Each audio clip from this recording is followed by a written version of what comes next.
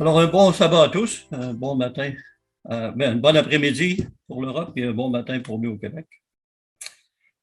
Je pense que le printemps, cette année, a été un peu exceptionnel au niveau de la température, car nous avons eu, du moins en ce qui nous concerne, dans notre petit coin de pays, de belles journées de soleil et en même temps un peu plus de pluie que d'habitude, ce qui a donné une croissance rapide à toute la verdure, incluant les fleurs et les arbustes que Lucie aime beaucoup. Maintenant, pour mon demi-sermon. Si nous prenons soin de lire la Bible, de la Genèse à l'Apocalypse, nous ne trouverons aucun point positif qui est mentionné au sujet d'une certaine attitude qui est très répandue dans notre civilisation. Elle est même regardée parfois comme une vertu. Et souvent, nous pensons que si quelque chose est accepté dans notre culture, alors nous avons la tendance à ne pas se poser de questions, mais à croire que c'est correct. Je me souviens d'avoir lu quelque part que quelqu'un a donné comme définition de la culture comme quelque chose que l'on prend pour acquis. Beaucoup de gens qui se disent chrétiens ne se considèrent pas cela comme un problème. Je parle encore de l'attitude. Et nous pouvons même voir de plus en plus de ces autocollants sur les pare-chocs des autos qui mettent en évidence cette attitude. C'est une attitude que nous devons tous confronter. Et je dois admettre que je dois aussi rechercher cette conduite ou cet état d'esprit dans ma vie et la combattre. Cette attitude dont je désire parler aujourd'hui, c'est l'orgueil. Je me souviens d'avoir entendu, il y a quelques années de cela, un sermon sur ce sujet. Mais je crois qu'il est bon, à l'occasion, de revenir sur ce point, sur notre comportement humain. Et je désire prendre quelques minutes ce matin, ou aujourd'hui, pour rechercher ce que la Bible enseigne sur ce sujet et comment nous pouvons combattre ce type de conduite dans notre vie. Mon intention est de rechercher pourquoi certaines personnes pensent que c'est bien d'avoir de l'orgueil et pourquoi les Écritures disent qu'au contraire, cette attitude est mauvaise et je désire en identifier certains symptômes. Et voir aussi quelles sont les mesures que nous pouvons prendre pour le vaincre. Pourquoi certaines personnes pensent qu'il est bon d'être orgueilleux. Il y a aussi le fait que dans notre langue, l'orgueil n'a pas toujours les mêmes significations. Mais je crois que l'orgueil est un outil astucieux, employé par notre adversaire pour créer la confusion sur le sujet de la signification de l'orgueil, afin qu'il puisse s'en servir pour son propre but, sans que le monde le sache. Certaines personnes pensent qu'il est bien d'avoir de l'orgueil, mais pour certaines choses, et pas d'orgueil pour d'autres choses. Un usage commun qui est considéré positif dans l'utilisation de l'orgueil est le suivant.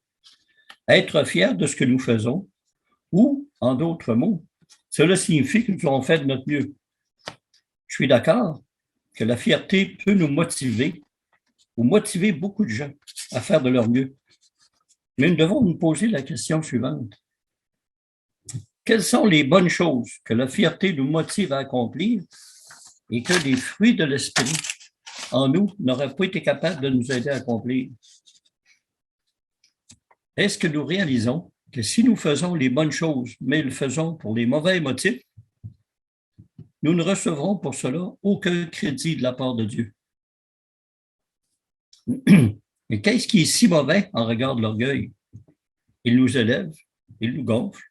Une personne orgueilleuse prend le crédit et a une attitude de prendre ce qui est tout le contraire de donner la gloire à une autre personne. On n'a pas à s'y reporter, je vais simplement lire dans Proverbe 29, 23. Alors, Proverbe 29, 23, l'orgueil d'un homme l'abaisse, mais celui qui est humble d'esprit obtient la gloire. Le problème de l'orgueil est qu'il nous pousse à voir les choses d'une manière très exclusive, un peu comme une loupe. Nous exagérons les bonnes choses de nous-mêmes, les bonnes choses sur nous-mêmes. Nous exagérons les mauvaises choses sur les autres nous minimisons et atténuons nos défauts et diminuons les bonnes qualités des gens autour de nous si nous sommes motivés par l'orgueil. Les politiciens et les leaders de plusieurs groupes aiment jouer avec l'orgueil des gens. Et si quelqu'un décide de critiquer le gouvernement, il est aussitôt étiqueté antipatriotique ou antipatriote. De cette façon, en fait, les gouvernements, ils peuvent éloigner les gens de la véritable source du problème. La réponse à une crise n'est habituellement pas une introspection. C'est une attitude qui est exprimée par un autocollant sur les pare-chocs. Le pouvoir de l'orgueil. On le voit en bon français, Gay Pride, entre autres. Un pouvoir de l'orgueil que l'on voit de plus en plus. L'orgueil est une force incroyablement aveuglante. Elle est employée pour faire la promotion de pensées de groupe et utilisée pour produire l'animosité entre les gens. Si le membre d'un groupe fait quelque chose de mal, alors tout le groupe est blâmé. Mais si c'est quelqu'un de notre groupe qui fait quelque chose de mal, alors ce n'est qu'un cas isolé d'une mauvaise personne, n'est-ce pas? Ainsi, l'orgueil empêche les gens de voir le mal qui existe, même à l'intérieur de leur propre groupe. L'orgueil pousse les gens à avoir de la méfiance envers ceux de l'extérieur. Ils ne font pas facilement confiance dans la bonté et les bons motifs des gens qui ne sont pas de leur côté.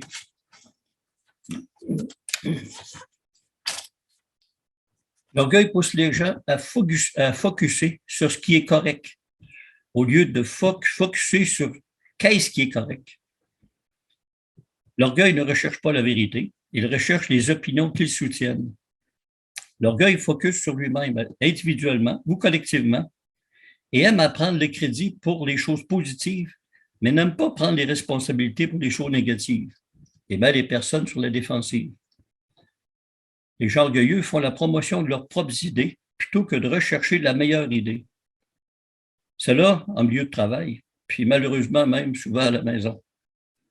L'orgueil nous empêche de demander de l'aide quand nous en avons besoin.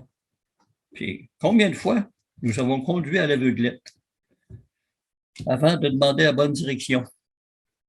On ne voulait pas déranger les gens autour. L'orgueilleux ne veut pas que les gens aient une mauvaise opinion de lui. Il est étonnant de voir à quel point les gens deviennent contrariés quand une personne qu'ils méprisent a une opinion autre que la leur. L'orgueil est un maître esclave en ce sens, et nous ne serons pas complètement libres aussi longtemps que nous nous inquiéterons de ce que les gens pensent. L'orgueil déforme notre pensée et nous cause de l'anxiété, ce qui aussi est traduit par le trac devant une audience dans certains cas. Quand une relation dans un couple marié se termine, par exemple, c'est une chose que je me souviens il y a plusieurs années de ça. Je me souviens à ce moment-là, à cette époque, le mari, enfin, il y avait eu des problèmes dans le couple, tout ça. Et le mari m'avait dit que c'est sa femme, finalement, qui l'avait laissé. Mais sa mère a dit à quelqu'un d'autre, que c'est lui qui a laissé sa femme. J'ai pensé, moi, à ce moment-là, le jeune homme m'a dit que c'est sa femme qui l'a laissé.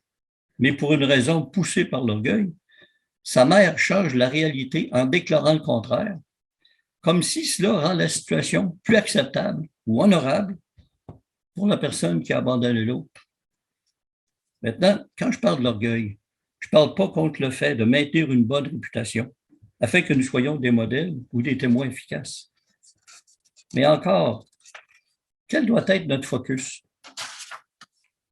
L'orgueil met le focus sur le lavage de l'extérieur du plat, alors que l'humilité met le focus sur le lavage de l'intérieur du plat, ce qui en même temps rend l'extérieur propre.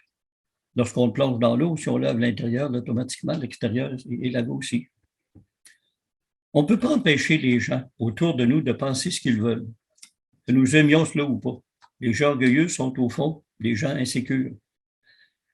Quand, dans le livre de Genèse, au chapitre 3, Adam et Ève prirent le fruit de l'arbre qui leur était défendu, quelle était leur motivation? C'est simple. Personne n'a le droit de nous dire quoi faire. Est-ce que c'était l'orgueil Et voyez où cela maintenant conduit l'humanité. Les gens orgueilleux veulent être appréciés par le monde autour d'eux, alors que les gens confiants veulent être appréciés par Dieu. L'orgueil est encollé par-dessus un amour-propre superficiel, et cela est enseigné depuis des décennies dans les universités et endoctriné dans les écoles publiques pour mettre le focus sur l'estime de soi. Nous devons être confiants que l'être le plus puissant de l'univers nous aime et désire que nous ayons une relation avec lui. On va se rapporter dans le livre des Psaumes, au chapitre 34, le verset 2. Non, le livre des Psaumes, au chapitre 34 et au verset 2. Donc, Psaume 34, verset 2. Oh, excusez-moi, c'est verset 3. J'ai fait une erreur là. Alors, que mon âme se glorifie en l'Éternel, que les malheureux écoutent et se réjouissent. Maintenant, on va suivre au Galates, dans le livre de Galates, chapitre 6, verset 14. Donc, Galates 6, chapitre 6 et verset 14. Galates 6, verset 14. Ici, c'est Paul qui nous parle. Pour ce qui me concerne, loin de moi la pensée de me glorifier d'autre chose que la croix de mon Seigneur, de notre Seigneur Jésus-Christ, par qui le monde est crucifié par qui le monde est crucifié pour moi, comme moi je le suis pour le monde. Nous allons suivre dans Luc maintenant. Luc 10, verset 20. Donc, le livre de Luc, au verset 10, chapitre 10, verset 20. Luc 10, au verset 20. En fait, ceci est suite à une situation où les apôtres avaient chassé les démons. Donc, dans Luc 10, verset 20. Cependant, ici, c'est le Christ qui parle. Cependant, ne vous réjouissez pas de ce que les esprits vous sont soumis, mais réjouissez-vous de ce que vos noms sont écrits dans les cieux. Voilà réellement d'où notre confiance, notre réjouissance doit provenir. C'est vraiment différent d'une attitude orgueilleuse. Suite à une certaine situation, nous disons que nous avons gardé la tête haute. Qu'est-ce qu'on veut dire réellement quand on dit qu'on a gardé la tête haute? Est-ce que nous déclarons que nous avons confiance dans notre relation avec Dieu ou est-ce parce que nous sommes orgueilleux? Nous avons besoin de nous débarrasser de la notion que l'orgueil a quelques vertus en elle-même. L'orgueil est mauvais pour nous et c'est la raison pour laquelle Dieu le déteste. Dieu est humble, tel que démontré par son Fils qui a dit « Si vous m'avez vu, vous avez vu le Père. Ainsi, tous les deux, le Père et le Fils, sont humbles. Alors, qui sommes-nous, nous, pour être orgueilleux? » Je parle du sujet d'être humble et non pas de la fausse humilité, en donnant l'impression d'être timide, pauvre, introverti ou quoi que ce soit du genre, mais de l'humilité qui vient de Dieu, qui nous rend enseignables et ne fait pas la promotion du soi. Il y a des proverbes, en fait, dans les livres des proverbes, qui parlent aussi de l'orgueil. On va aller à Proverbes 6, verset 16. Donc, livre des proverbes, au chapitre 6 et au verset 16. Alors, 6, 16. Donc, il y a 6 choses que l'Éternel, que est l'Éternel, j'ai de la misère à voir, et même 7 qu'il a en horreur. Et voici le premier, entre autres, au verset 17. Les yeux hautains, la langue menteuse, les mains qui répandent le sang innocent, au verset 18. Le cœur qui médite des projets iniques, les pieds qui sortent de courir au mal, au verset 19. Le faux témoin qui dit des mensonges, et celui qui excite les querelles entre les frères. Toutes ces choses qui suivent la première description ont été initiées, ont commencé à être initiées par une attitude d'orgueil. Maintenant, on va aller dans le livre Romain, dans le livre de Romains au chapitre 1, verset 28. Alors, Romains 1, au verset Romains 1, verset 28, c'est ça. Comme ils ne se sont pas souciés de connaître Dieu, Dieu les a livrés à leur sens réprouvé pour commettre des choses indignes. Au verset 29, étant remplis de toute espèce d'injustice, de méchanceté, de cupidité, de malice, plein d'envie, de meurtre, de querelle, de ruse et de malignité. Les versets 30 et 31 donnent différentes descriptions de l'orgueil. Au verset 30, rapporteurs, médisants, impies, arrogants, hautains, fanfarons, ingénieux au mal, rebelles à leurs parents, dépourvus d'intelligence. 31, de loyauté, d'affection naturelle et de miséricorde.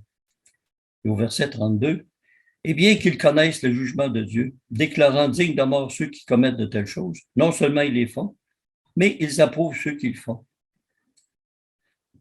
Alors, dans toute cette liste de choses mauvaises qu'on vient de lire, dans les 30 verset 18 en continuant, dans toute cette liste de choses mauvaises, l'orgueil est l'un d'entre eux. Pas vraiment une liste de vertus, n'est-ce pas? Maintenant, on tournait le livre des Proverbes, le Proverbe 8 au verset 13. Alors, le livre Proverbe 8, verset 13.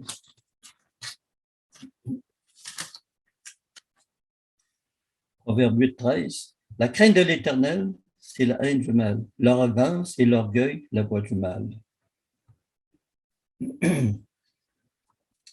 Et au proverbe un peu plus loin, Proverbe 16, verset 5. Donc, 16, verset 5. Tout cœur hautain est en abomination à l'Éternel. Certes, il ne restera pas impuni. Maintenant, dans le livre de Jacques, au verset 4. Dans le livre de Jacques, donc Jacques, au chapitre 4, versets 5 et 6. Jacques, chapitre 4, versets 5 et 6. Donc, au verset 5, croyez-vous que l'Éternel parle en vain? C'est avec jalousie que Dieu chérit l'esprit qu'il a fait habiter en nous. Au verset 6, il accorde au contraire une grâce plus excellente. C'est pourquoi l'Écriture dit, Dieu résiste aux orgueilleux, mais il fait grâce aux humbles. Encore une fois, Dieu déteste l'orgueil, parce que c'est mauvais pour nous. Au Proverbe 16, verset 8, je vais simplement lire pour ne pas s'y reporter. C'est quelque chose que nous avons souvent entendu. On a lu et souvent entendu. L'arrogance précède la ruine. L'orgueil précède la chute. Nous avons besoin de reconnaître que l'orgueil est mauvais et qu'actuellement, il est le pire des péchés parce qu'il est la mère de tous les péchés. C'est ce que Satan, c'est ce péché qui a tourné Satan, a tourné Lucifer en Satan. Il a voulu l'exaltation de soi, ce qui est le summum de l'orgueil. L'orgueil provoqua la chute de Satan, la chute de Satan. Et il veut que ce soit aussi notre chute.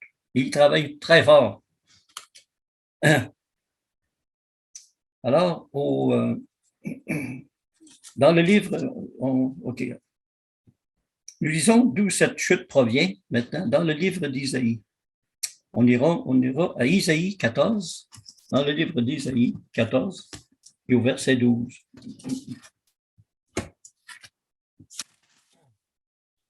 Isaïe 14, au verset 12. Isaïe 14, 12.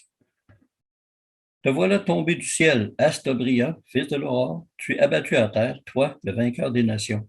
Au verset 13, tu disais en ton cœur, je monterai au ciel, j'élèverai mon trône au-dessus des étoiles de Dieu, je m'assiérai sur la montagne de l'assemblée, à l'extrémité du septentrion. Verset 14, je monterai sur le sommet des nues, je serai semblable au très haut. On peut difficilement être plus orgueilleux que ça, n'est-ce pas? Caïn s'est fâché avec Abel, son frère, malgré que ce dernier n'avait rien fait pour mériter ce traitement. C'est l'orgueil qui le fit agir de cette façon, ne pouvant accepter que son frère, qu'Abel, reçoive un regard plus favorable que le sien de la part de Dieu. Un autre endroit qu'on voit dans la Bible, pourquoi les frères de Joseph étaient tellement en colère après lui? Encore une fois, je pense que c'est l'orgueil. Ce n'est pas qu'il leur fit beaucoup de mal, non. Ils ne pouvaient simplement pas, en fait, ses frères ne pouvaient simplement pas supporter que leurs jeunes frères reçoivent plus de faveur de la part de leur père qu'eux-mêmes. De la part de leur père qu'eux-mêmes. Il y a beaucoup d'exemples d'orgueil que nous pouvons voir. L'orgueil de qui nous sommes, de ce que nous avons accompli, de ce que nous pouvons faire, de ce que nous savons, etc. Nous devons réaliser que le but de Satan est d'embrouiller la signification de l'orgueil en y ajoutant d'autres significations et en y attachant quelque chose de positif, tout en modifiant le sens, tout en modifiant le sens pour nous déconcerter, afin que nous ne réalisions pas à quel point nous devons faire un effort pour éliminer cette attitude dans notre vie. Je réalise qu'il est très difficile de se débarrasser de quelque chose qui est tellement enraciné en nous. L'orgueil nous élève et nous sentons bien, mais c'est un plaisir de très courte durée. Malachie, dans le dernier livre de l'Ancien Testament, Malachie semble parler de la culture de notre époque, car il y est mentionné dans le livre de Malachie, au chapitre 3 et verset 15, on va lire Malachie. Dans Malachie, ici. Donc, le livre de Malachie, chapitre 3, verset 15.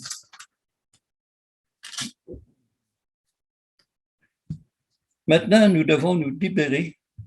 Excusez-moi, Malachie 3, 15. Maintenant, c'est ça. Maintenant, nous estimons heureux les hautains. Oui, les méchants prospèrent. Oui, ils tentent Dieu et ils s'échappent. Et ils échappent. Au chapitre 4, maintenant, au verset 1. Car voici le jour vient, ardent comme une fournaise. Tous les hautains, tous les méchants seront comme du chaume. Le jour qui vient les embrasera. Dit l'Éternel des armées, il ne leur laissera ni racine ni rameau.